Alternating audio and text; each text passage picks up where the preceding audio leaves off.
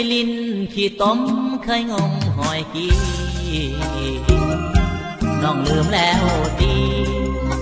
ความหาเคยอยู่บ้านนา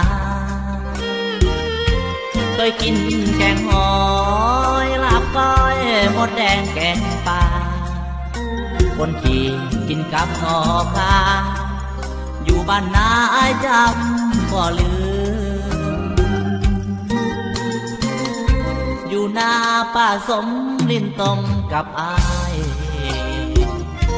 เด็กควายสนควายกับน้องเมื่อยามฟ้าขึ้นเคยลอยลิ้นน้องปิ่งจับน้องน้องให้ยืนซึมอดีตความหาครั้งหนึ่งคิดขนึงเมื่อข่าวยาวไว้บัดนี้หาไม่จาพัดพากไปคนละบอนหัวใจอาวรเมื่อตอนจักจันเลไลเดือน3 เดือน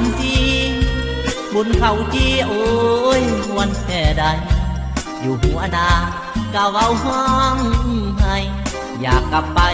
บ้านนาของเฮาเจ้า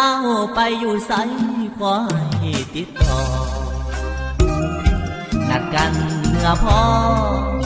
งานบุญบังไฟบ้านเอาอายกะสิมน้องก็ให้เมื่อพ่อกันคือเก่าอยู่ห้องว่าบ้านนาคอยเจ้ากินลำเนาเมื่อข่าวยังน้อย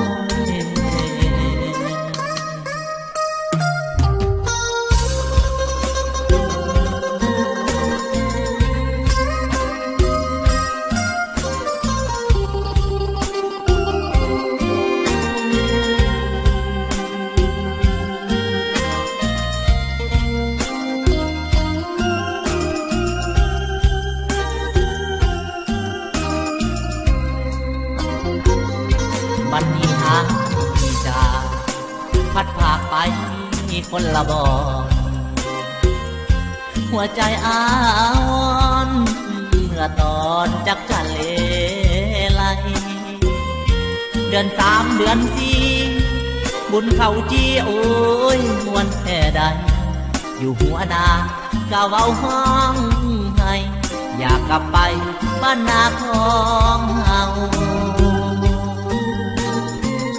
เจ้าไปอยู่ไสขอให้ติดต่อนัดกันเมื่อพองานบุญบังไฟบ้าน